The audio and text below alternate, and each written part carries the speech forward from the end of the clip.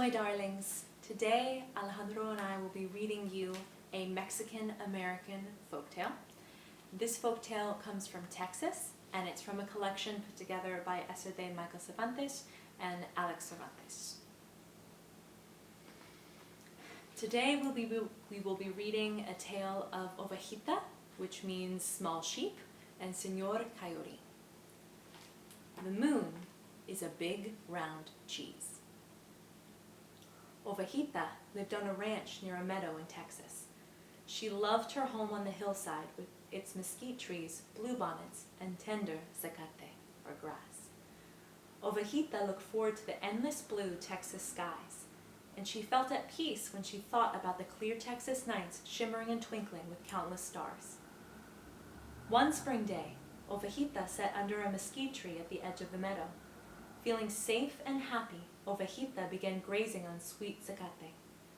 "Enjoy your day in the meadow, Ovejita," said the sheep herder as he twined sprigs of bluebonnets around her neck.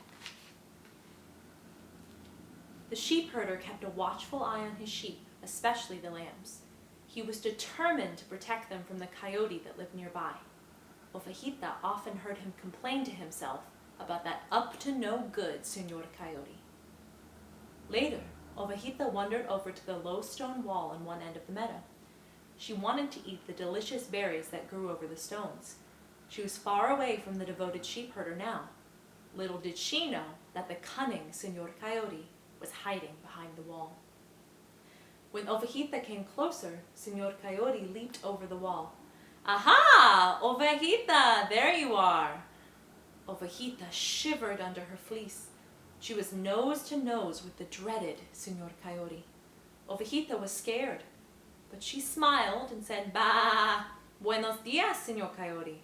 You're looking sleek and handsome today." Señor Coyote grinned, showing a mouthful of pointy teeth. "And you look nice and fat. I'm going to eat you up."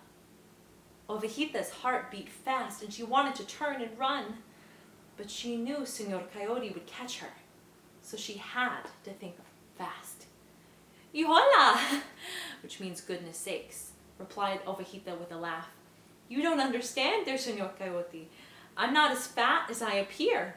I'm really skinny under all this fleece. The sheep herder hasn't sheared me yet. That's why I look so fat. Let me graze in this lovely meadow and soon you'll enjoy a feast fit for a king." Señor Coyote looked at her fleece. "Bueno, good. I'll wait a little longer, but hurry and get fat." Ovejita was free, but she knew Señor Coyote would be back, so while she grazed, she thought out a plan. Time passed, and soon Señor Coyote returned. "Aha! Ovejita, there you are! You're fat now, and I'm gonna gobble you up." "Blah!" bleated Ovejita. "I look plump and round, but there's something that's even more plump and so round that it could roll right through the meadow. It's cheese, and it's so delicious. I was going to get some for myself, but I'll share it with you, if you like." Señor Coyote's pointy teeth shone as he spoke to Ovejita. "Where can we get some of this tasty cheese?" "There's a full moon this evening. That's the best time of the month to find cheese. Meet me at the lagoon tonight." "Bueno, I'll see you then," he growled. That night, Ovejita waited near the edge of the lagoon. Soon, Señor Coyote came along. He sat next to Ovejita and began complaining. "I waited all day for this cheese. I'm so hungry. Where is this cheese? It had better be good, or I'll gobble you up." Ovejita caught her breath in at those last words, but she tried to stay calm as she gazed into the water. The moon reflected on the still water. "Mira, Señor Coyote, look! The big round cheese is hiding in the lagoon." "Bah! But we've got it now. The cheese can't escape with both of us here."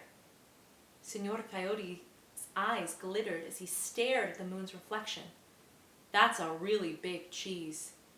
"Oh yes, Señor Coyote. There's plenty for us both. Bah!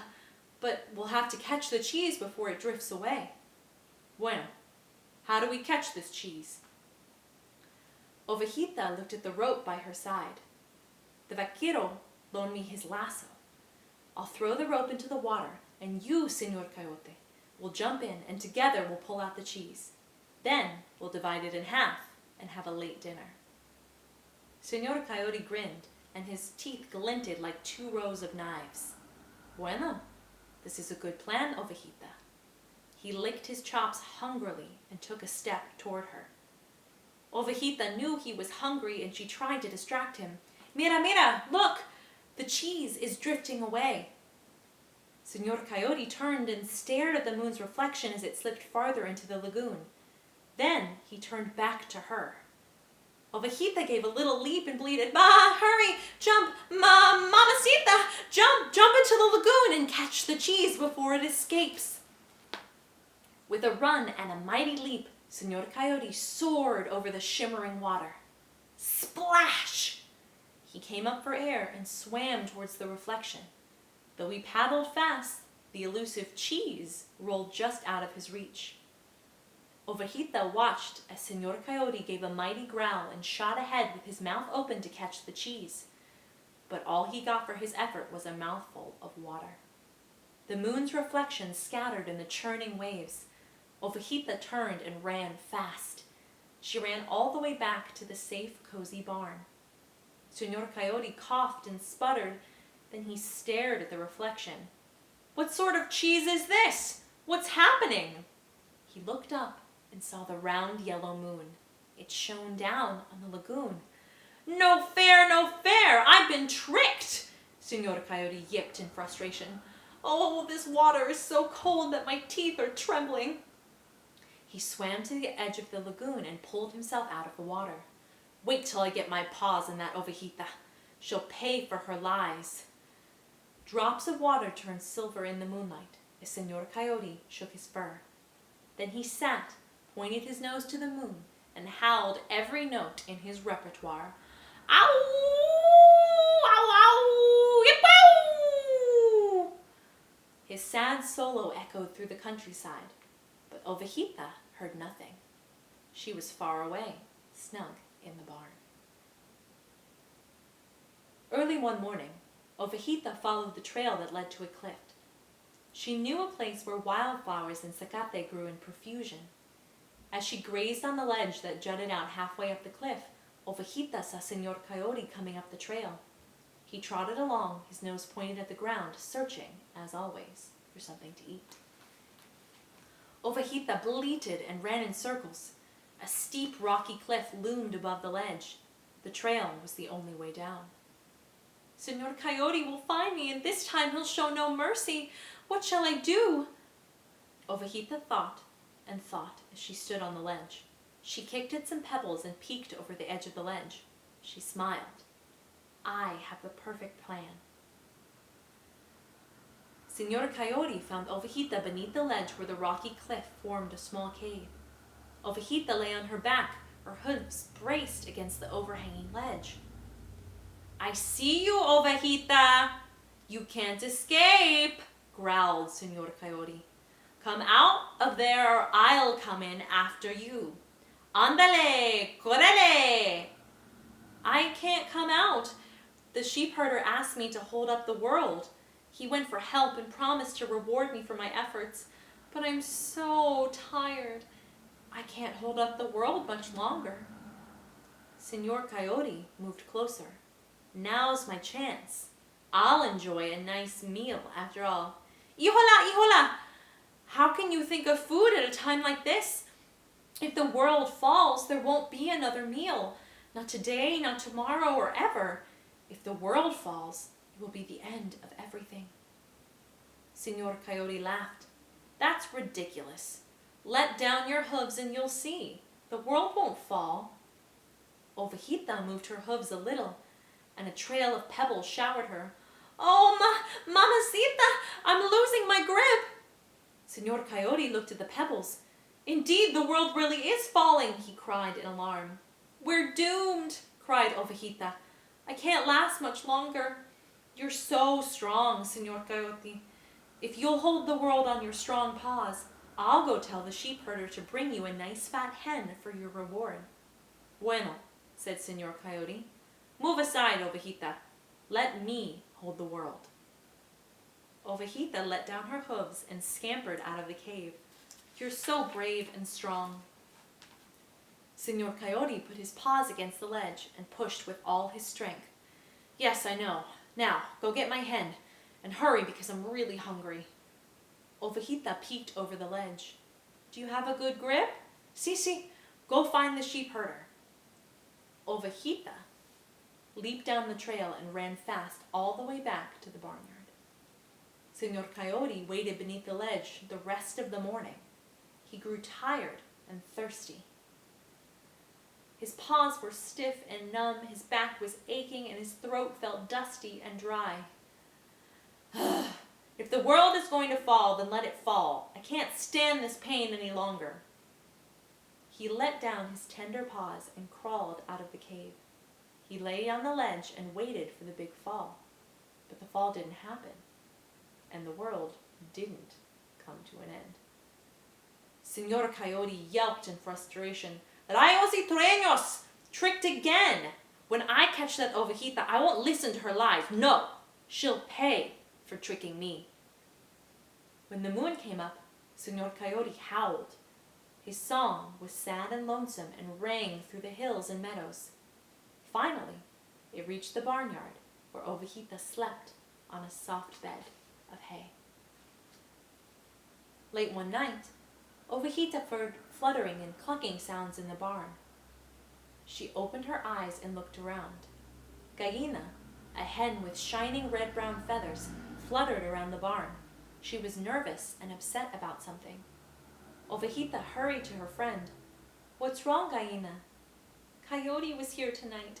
If it wasn't for the good-hearted sheep herder, I'd be nothing but a pile of crumpled feathers. Señor Coyote's after me, Ovejita. He stared at me with those awful glittering eyes. I clucked and fluttered until the sheep herder came running. But that Señor Coyote, he'll be back. I can feel it in my bones." "Easy, Gallina," said Ovejita with a calming "bah." "Don't lose any of your beautiful feathers over this. I'll think of something." Gallina flew onto Ovejita's back. "Can we really stop him? Why is he so cruel?" Ovejita shook her head. Bad. He's just naturally bad." "Don't worry, Gallina. Something will be done about Señor Coyote. The sheep herder set a trap in the meadow." Gallina fluttered her wings. "I saw the sheep herder tie some stones in the mesquite tree, but Señor Coyote won't fall for it. But when the sun's straight up, we might be able to trick Señor Coyote. I have a plan that will get old Señor Coyote. But I need your help, Gallina." When the hot summer sun was straight up in the Texas sky, Señor Coyote knew a stray sheep might seek shelter under the mesquite tree. He found Ovejita resting under that tree. "Aha! I've got you at long last, and now I'll have a fine feast." Ovejita hoped that Señor Coyote wouldn't hear her heart pounding beneath her fleecy coat. Why would you want one small sheep when you could dine on a dozen fine, fat hens? Señor Coyote shook his head in agreement. Look up there, in the tree. Do you see the hens? I tied up 12 and saved them especially for you, Señor Coyotito. He looked up. The sun is in my eyes. Gallina fluttered onto the limb. Cluck, cluck. Señor Coyote danced in a circle. Happy, happy day! Oh, what a fine feast is waiting for me! He looked at Ovejita. How do we get those chickens down from the tree? Ovejita stood next to a long rope that hung down from the tree. I'll pull the rope and down will come your tasty treat.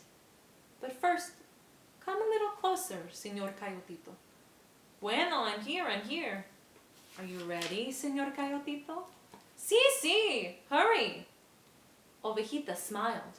Would you like one chicken at a time or all of the hens at once? Señor Coyote hopped in a circle. All at once, and be quick about it. Ovejita took the rope in her mouth and pulled hard. Then she stepped back. Gallina clucked and fluttered down onto Ovejita's fleece back, and 11 stones fell on Señor Coyote, all at once. Ovejita, with Gallina hanging on tight, ran fast all the way back to the barnyard. Painfully crawling from under the stones, Señor Coyote limped away from the pile. He yelped as he headed for his cave in the hills to rest and recover from his bruises.